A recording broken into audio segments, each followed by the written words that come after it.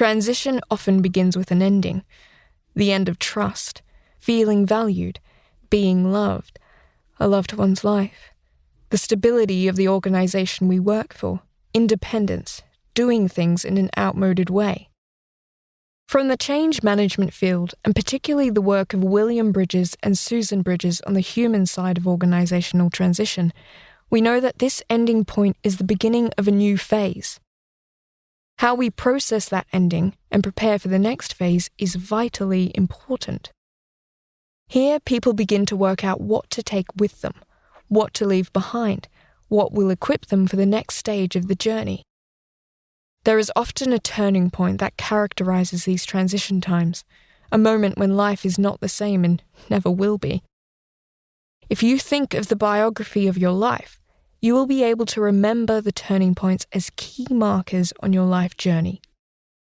Research on transition and turning points by Enns and Tallarico has found that turning points are often single events and moments in time, and transitions are an extended period rather than an event. The research also found that it is what we do at these critical turning points that makes a difference in our life narrative. Reflecting on those moments also helps us see the coherence in our story more. They say, if you want to catalogue your life, you could do worse than cast your mind to the big transitions. But if you want to make sense of it, reflect on the turning points where you chose your own adventure. The initial turning point for my transition journey was not being chosen for a job I felt well suited for in a changing environment.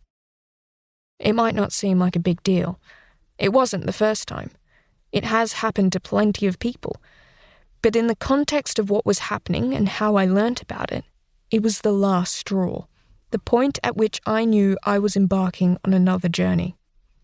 I was leaving the organisation where I'd worked for 30 years. It was a point of no turning back. And it was incredibly distressing. This shift into sudden endings and new beginnings takes us into a neutral, in-between zone.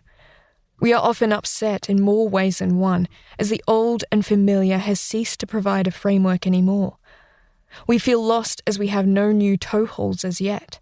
It can feel chaotic, uncertain, endless, lonely, and ambiguous. But it is also a time of potential creativity and opportunity. As Susan Bridges explains, the essence of life takes place in the neutral zone phase of transition.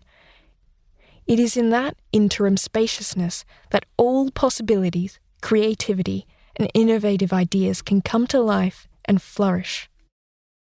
The heart of the transition process where its opportunities emerge is in the neutral zone, the messy middle, the centre of the crossing of the unknown sea. It is where the new beginnings are shaped and forged, and where the compass shifts its arrow towards more positive and hopeful terrain. And from that, new beginnings are possible. Transitions are as much about identity as anything, which is why they often shake us to our core. We seem to disassemble, then to regather ourselves in new ways. From this, we can initiate a fresh identity and start in life, building on the old and our learnings from this interim spacious time. How we deal with what life throws up and how we can shift more wisely and with an open heart can mean all the difference. I offer these frameworks that I learnt about later in my journey up front in this narrative to help shape your reading journey. From my experiences and that of others, I take you through this terrain of endings, the chaos and opportunities of the crossing, and the ways you can reframe your own experiences for a positive and refreshed identity. To consider transitions and turning points in your own life, I invite you to explore this in the Wholehearted Companion Workbook.